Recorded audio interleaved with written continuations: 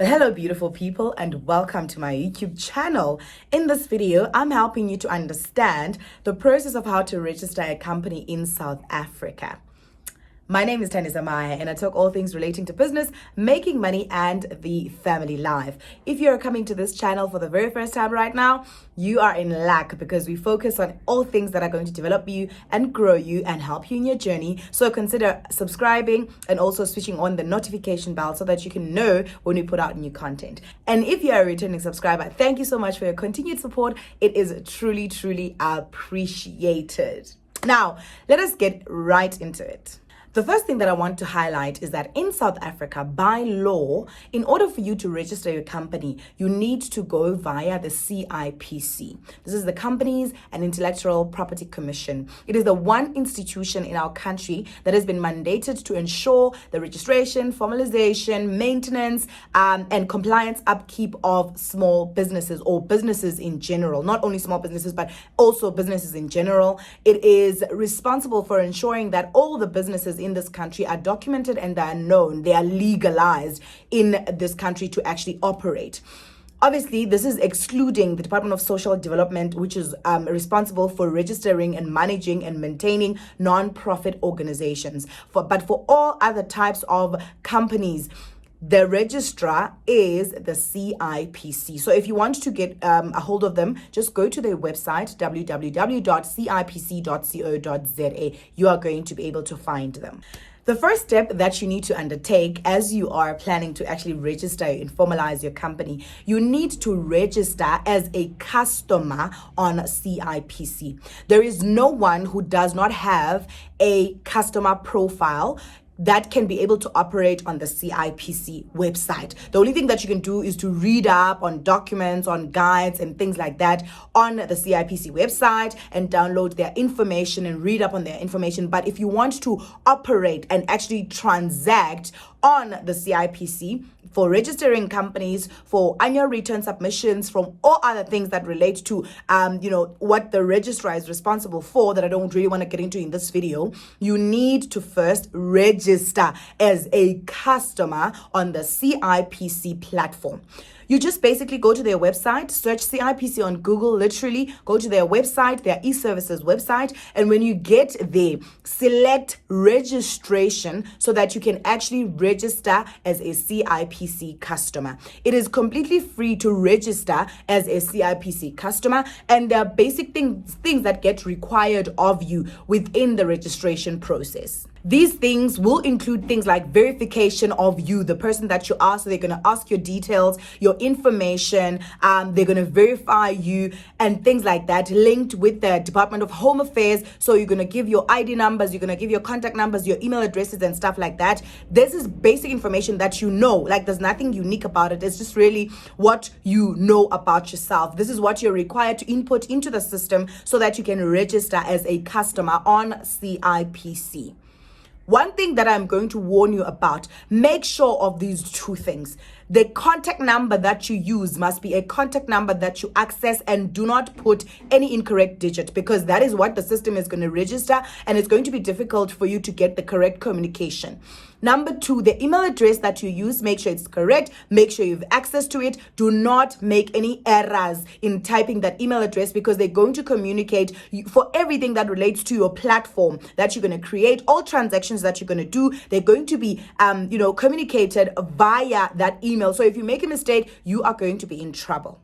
Now, after you have completed and given them all the information in terms of the forms that will be displayed on screen, make sure that you'll then submit, and then that means you will have created your profile. In the process, you will also be required to create a password. Once you've done all of that, now you're going to be able to log in onto the CIPC profile, your very own CIPC profile, and under which you are going to do all your transactions. So basically now you're going to move and go to the website and log in, right? So when it comes to logging in, on the left side on the platform, you are going to see there's a part that's going to say customer login. This is where you are going to select. This is the one that you're going to select so that you can be able to get inside now your profile that you have created and it's finalized and you've registered and you have now a customer code. On the login, when it comes to the part where you have to log into your platform, they will ask you just a couple of things. The first thing that you're going to need to use is your customer code. That will have been emailed to that email address that you use. So you have one single customer code that you use to log in every single time. And then you're going to be asked to input your password that you will have created. Make sure you create a password that you can remember, a password that's going to be easy for you to use. Input the password, and then obviously they're going to have that bot check captcha thing that verifies that you are not a bot. It's really like it's system generated. You input that and then you log in. It should be a simple flowing process. I think there are about 4 or 5 things that they require there, and that is how you log into the system every single time. Now, once you have logged into the system, my advice is to put money into your account or into your profile, because there are certain transactions that you're going to need to do, such as registration, that are going to require you to pay for those transactions, right? So my advice is for you to now, once you have logged into the system and are within your platform, you need to make sure that you put money into your account, into your profile, right? For an example, when you're going to register a company, you need to put in a minimum of 175 Rand. My advice, just put 200 Rand, nah? So that you can be able to register your company. This is the process that you follow in order for you to be able to put money into your profile account. NB, note this. Do not make this mistake. Do not use account details that you get from anywhere else. Only use the account details that you will find on your own profile, because they are unique. So this is what you do to find your own unique details into which you are supposed to deposit the money to transact on the CIPC platform, right? You need to go to that button. It's usually on the top right. It's transact. Once you've logged in, go to the top right. You're going to find a big button there that says transact. Click on that button. Once you have clicked on transact, go and select there's a number of different items that are going to be presented before you, different buttons to do different transactions.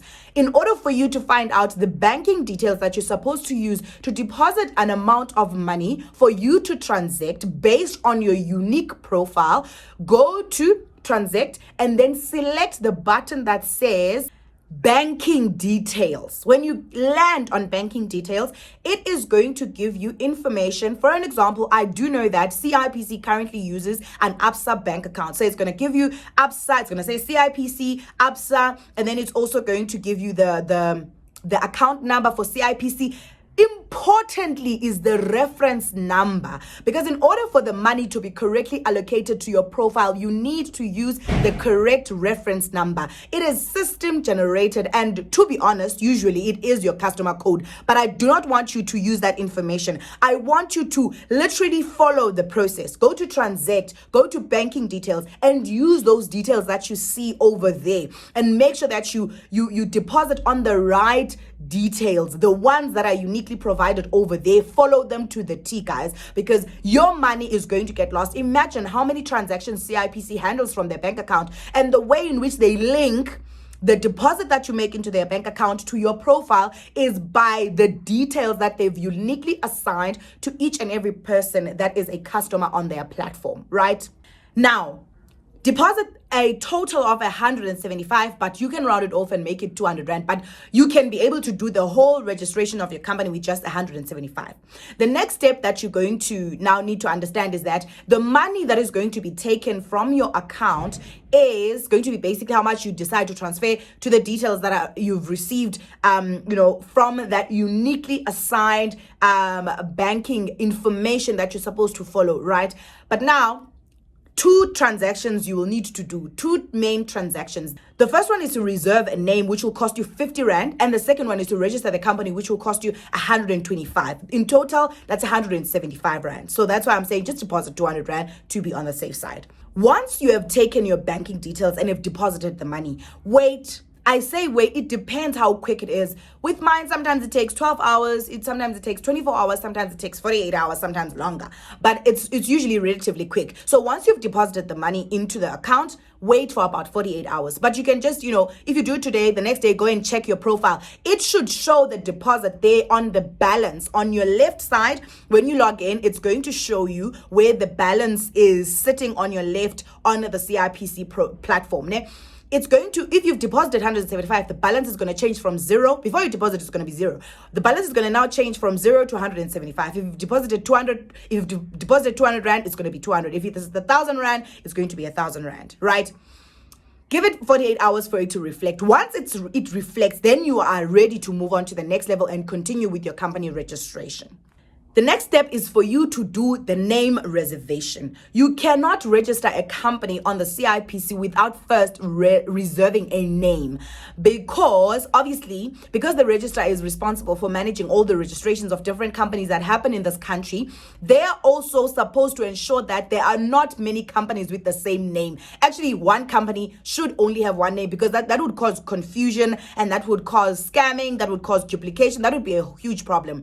So before they can allow you to register your company, they first need to vet the names that you come up with to ensure that there is no similarity with any company that is already registered or that is already in existence, right? So you need to reserve a name. In the reservation of a name, this is what you need to do. You need to now go log in. After you've logged in, you need to go to transact. After you've gone to transact, go to reserve a name. Once you've selected reserve a name, you go inside, and then you're going to be required to input at least a minimum of 4 different names that you would like to use for your company. Now, when you think about these 4 names, they all need to be the best names that you'd like, because from these 4, you're going to get an approval based on, the check and the search that the CIPC is going to conduct to compare the comparison process of comparing what you are proposing as the name of your business to what is existing, to ensure that there is no similarity. Like, you are not going to just decide you are spa because there's already a spa that is registered already.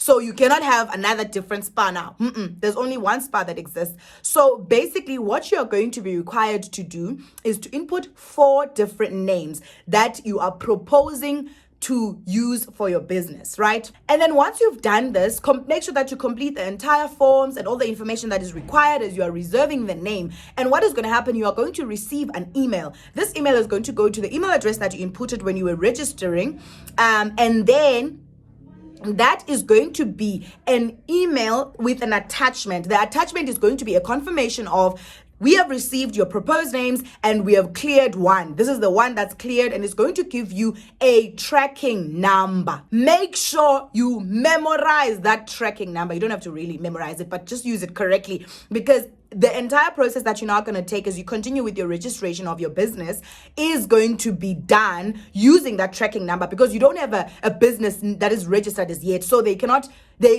allocate a registration number as yet. So they use a tracking number until you are upgraded. And after the final registration, you do receive a registration number for your business. So the whole process now that's going to follow is going to require you to use that tracking number. Now, the next step is you go back on the platform, you log in, you go to transact, and then you say new registration. In fact, it says company registration. So you log in, you go to transact, and then you go to company registration. And then new company registration is what you want to focus on. Now, you are going to be required to select between 2 options: using BizPortal or e-services. I prefer using e-services, so select e-services, registration via e-services, and then you continue. They're going to ask you questions. You're going to need to input your details as all the directors of the company. Let's say the company is only yours. You are the director and you'll be the incorporator. Just put all the details there: your name, your surnames, your location, your address, your ID numbers, everything that relates to you as the director. And then they're also going to continue asking you details about your business. It's just basic forms, guys. You just put the information. It's really basic forms, easy to complete.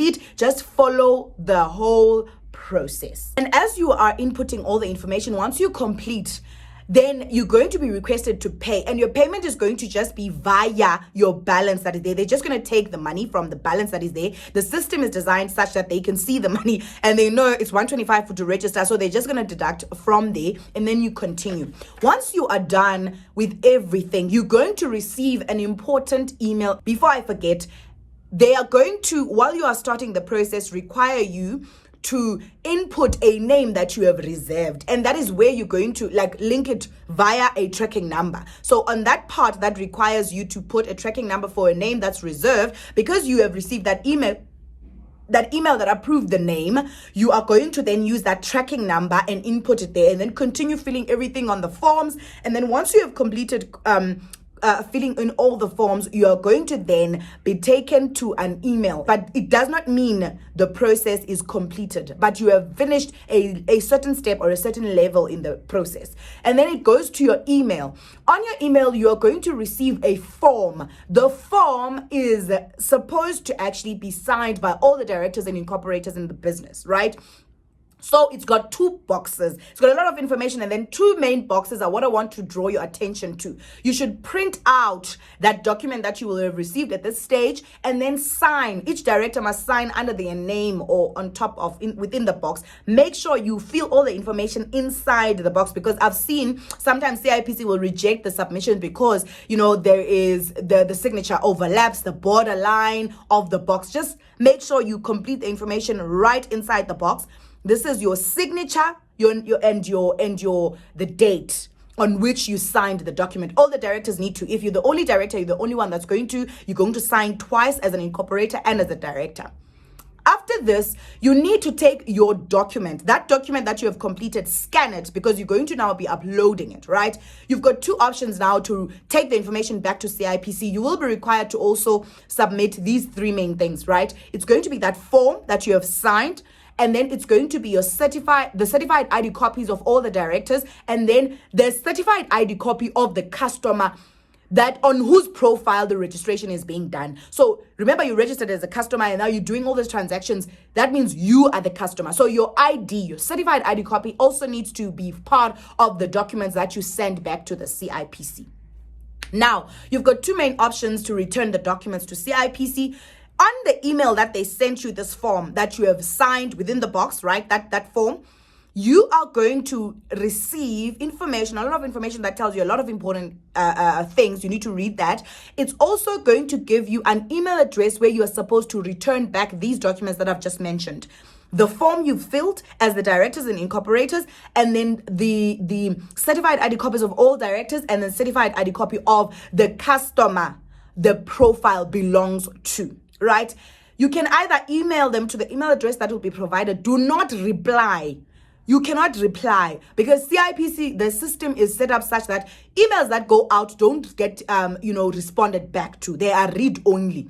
So you do not reply to that email. You read it and find an email address. In fact, for me, I never really send an email address because an email to respond, because I always feel like it's much longer. I go back to the system. This is the second option. You can choose to go back inside the system, log in, go to transact, and then find upload document or document upload, that button. On those many different options, choose the one that says upload document. I think that one for me is always quicker. Now, it does not really matter which option that you use in these two options to send back the information. Make sure that if you are sending by email, on the subject line, put the tracking number. If you are using the upload document within the platform itself, then you need to still use the tracking number so that they can link the process to that name that was reserved, to the whole process that you have been, doing the whole time when you were registering your business. And guess what? After you've done all these steps, you are going to receive your final email. It is going to contain your registration documents. And that is it. That is all.